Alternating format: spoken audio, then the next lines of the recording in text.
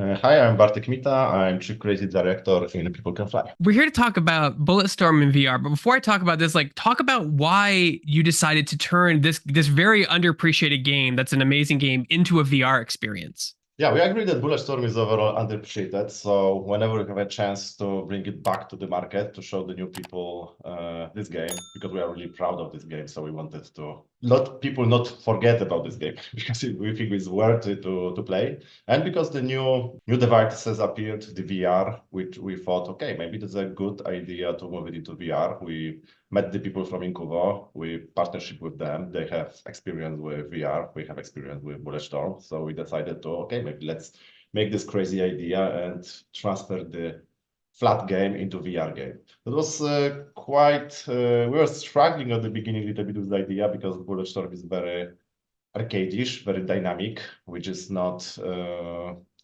probably the best thing to go with the VR. So, but on the end, it was a challenge, so we decided, okay, why not? Now, I mean, it's all gaming, but a VR game is almost a completely separate space to work in. What did you take from your experience directing Outriders and bring with you to in Bulletstorm VR? I think that from Outriders Outriders was totally different game, right? We cannot compare the VR Bulletstorm to the Outriders. Outriders was a new IP, looter shooter, totally different challenges. Here, the VR for me, that was the first game. VR game, Bulletstorm, right? And it was a port, right? The game that already existed in the flat surface, and people had their expectations, so more or less they wanted the same, but this time in the VR. So that was this totally different, I think, challenges that we stumbled upon. But in Kuvo, the company we partner, they have some experience. They help us to understand the VR, right? How we can do this to transfer the very good game for us, but traditional flat version into the VR. I think there's a huge misconception from a consumer when they look at a VR game and they say, "Oh, why didn't they just port this game into VR?" Because there's so many rules, there's so many issues you can have. And Bulletstorm is a really intense game. There's lots of moving to opponents really fast. You have grappling hook mechanics. There's a lot of movement. What were some of the challenges what were some of the challenges when you were implementing that into the VR space? And did you have to sacrifice speed or graphics or something like that to get it to work without getting sick? The biggest problem with VR was that there are totally different players of the VR experience. So there are people who are just starting with VR and they're expecting totally different games, and the people who are super experienced and they don't have motion sickness at all, and they want totally different things. So we were struggling a lot with it on the beginning. So we're trying different types of movement, different types of speed, different type of tempo. But in one moment we decided that we need to give the options to people to decide. Of course, we have the default, which we think is quite cool, but we are giving a lot of things for the different kind of players. If you don't have motion sickness, you can run normally a flat game, slide and enjoy it. But if you are new to the VR game, probably you will be sick. So better maybe you teleportation, not the smooth movement, etc. So we basically decide to give the options to the people. Now you mentioned movement. Are you going to be moving, basically with analog stick in real time, or do you have teleportation mechanics? You can choose. So and I'm curious, did that come up in conversation if you should include that alternate control scheme to people who might get a little nauseous? Yeah, because that's what I said. We tried a lot of different things, and in the end, we have a lot of different things in the game that you can basically choose in the options what is preferred for you, right? So the same with the other mechanics that for some people can create motion sickness, for some people maybe they will enjoy it, right? So we encourage people to experiment with the option that will suit them the best. So, like I said, this is a very underappreciated game. I mean, it came and it went. I mean, even now today, we're flooded with so many games, and we're all competing for time to play. Whether it's a game as a service, single player, mobile game, what have you. What are some of the challenges when entering a VR space from a game director perspective to make your game stand out or be different enough for people to give it a try? Look, I think it's a different story when you are creating new IP, and a different story that you have a game even underappreciated, but with some base fan group, right? That we are hoping that a lot of people who are playing the flat version will try it on the VR, even from sentiment, or maybe they will want to refresh their childhood. so it's a totally different challenge. We are doing the almost remaster because it's the same, almost the same, because there was some cut and changes for the VR version, right? But it is, we tried to do basically the core experience of the Bulletstorm move to the VR. So it's totally different thing than creating a new IP for the VR or for many other device, right? So here we really wanted to add something fresh to have this VR experience. But on the other hand, we didn't want to create a totally new game, right? We still want to build Bulletstorm. We still want, if you play the original version, we want you to feel like at home. Was there anything that from the original game, Bulletstorm, that just was not translating to the VR space that you had to tweak and like, or even remove in some cases? Yeah, there's some content is removed.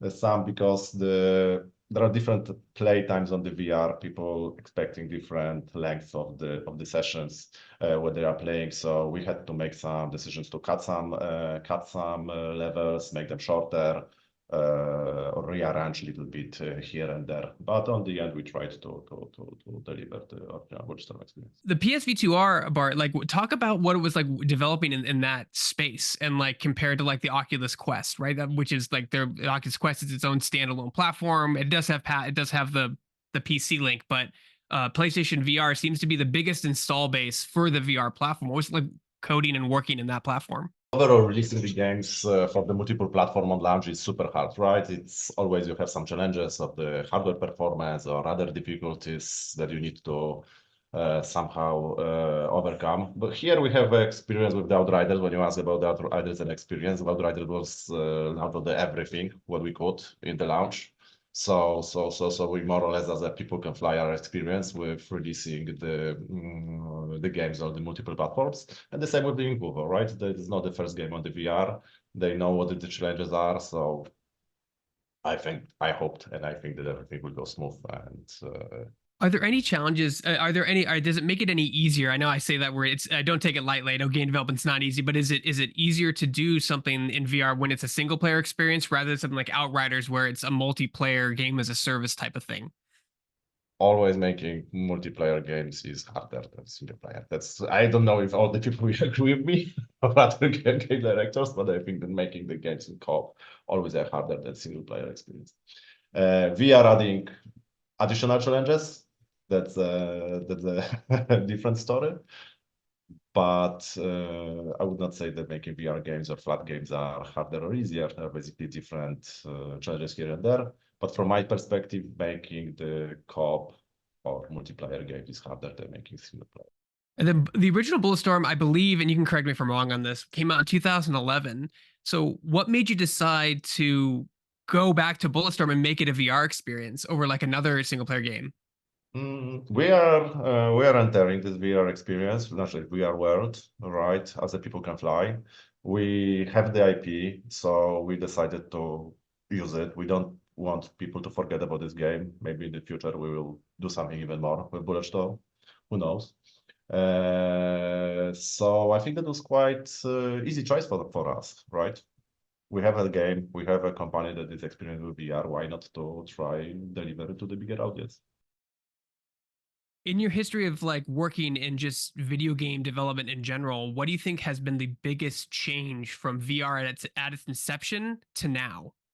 No, it's hard to say from my perspective because it's my first game on the VR, right? So I don't have a reference to what changed for the past 10 years. I can tell you from the user, right, that finally VR is going to the bigger audience, but from the game director, that was the first game for me. So I have no idea what 10 years ago people had the challenges. Was there anything that you noticed, like, I mean, like coming in from a fresh developer standpoint, was there any misconceptions you had about game directing a VR game in particular that were changed or changed your perspective or shattered when you started to make Bulletstorm VR?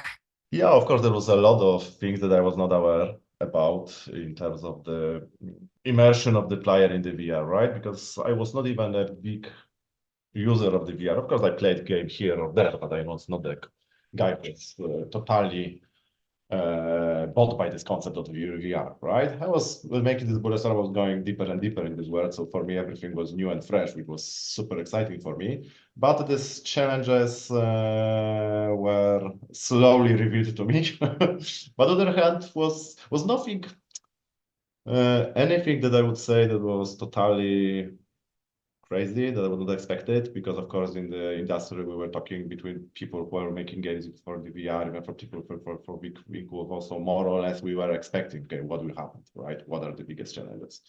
So I don't have an example of some things that would totally blew my mind. Moving forward after this, so what do you think? What was your biggest takeaway from this project, and that you would do differently in a future VR project? Speaking hypothetically. Speaking hypothetically, Bulletstorm VR is perfect. It's the great best game VR ever.